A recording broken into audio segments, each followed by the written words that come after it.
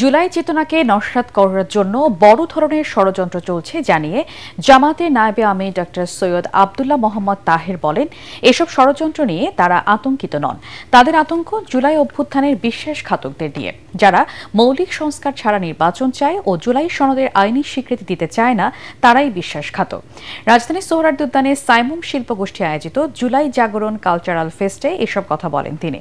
মিজান শাহজাহানের রিপোর্ট। আয়োজনের তৃতীয় দিনে জুলাই যোদ্ধাদের বয়ানে ফুটে ওঠে সেই সংকটময় মুহূর্তের দিনগুলোর কথা। জুলাই আন্দোলনের অন্যতম অংশীজন ইসলামী ছাত্র শিবিরের সভাপতি জাহিদুল ইসলাম বলেন, সম্মুখ যোদ্ধাদের মধ্যে ক্রেডিট নেওয়ার অসম লড়াই চলছে। জুলাই যোদ্ধা সাদিক কায়েমের মতে, কাঙ্ক্ষিত বাংলাদেশের স্বপ্ন পূরণের লড়াই এখনো শেষ হয়ে যায়নি। রাজনৈতিক দলগুলো রয়েছে, তাদেরও প্রকৃত জুলাইকে চেতনাকে, জুলাইয়ের প্রেরণাকে ধারণ করার বেশ ঘাটতি আমরা লক্ষ্য করছি। অনেকের মাঝে এই জুলাইয়ের ক্রেডিট নিয়ে একটা অসুস্থ প্রতিযোগিতা আমরা লক্ষ্য করছি। শহীদরা যে জন্য জীবন দিয়েছে, একটি বৈষম্যহীন ইনসাফ ভিত্তিক বাংলাদেশ বিনির্মাণ করা, সেই বাংলাদেশ বিনির্মাণ করার আগ পর্যন্ত আমরা আমাদের লড়াই চালিয়ে যাব ইনশাআল্লাহ। অনুষ্ঠানে প্রধান অতিথি জামাতের নায়েবে আমির ডাক্তার সৈয়দ আব্দুল্লাহ মোহাম্মদ তাহের বলেন, জুলাই যোদ্ধাদের মূল্যায়নে ব্যর্থ হয়েছে সরকার ও রাজনৈতিক দলগুলো।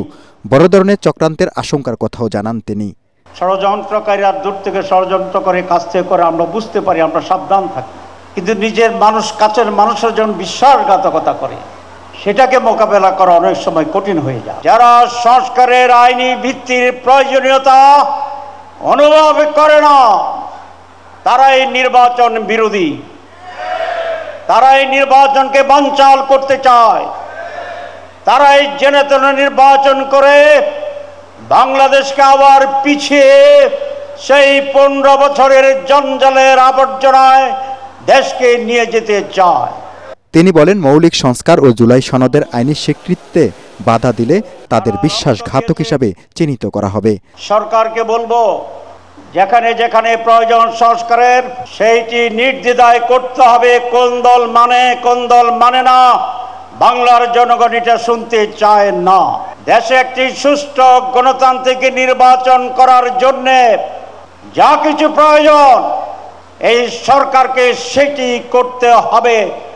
না হলে জনগণের সাথে বিশ্বাসঘাতকতা হিসাবে, শহীদদের সাথে বিশ্বাসঘাতক হিসাবে ইতিহাস আপনাদেরকে চিহ্নিত করবে।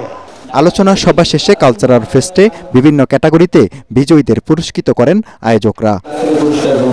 মিজান শাহজাহান, এটিএন বাংলা, ঢাকা।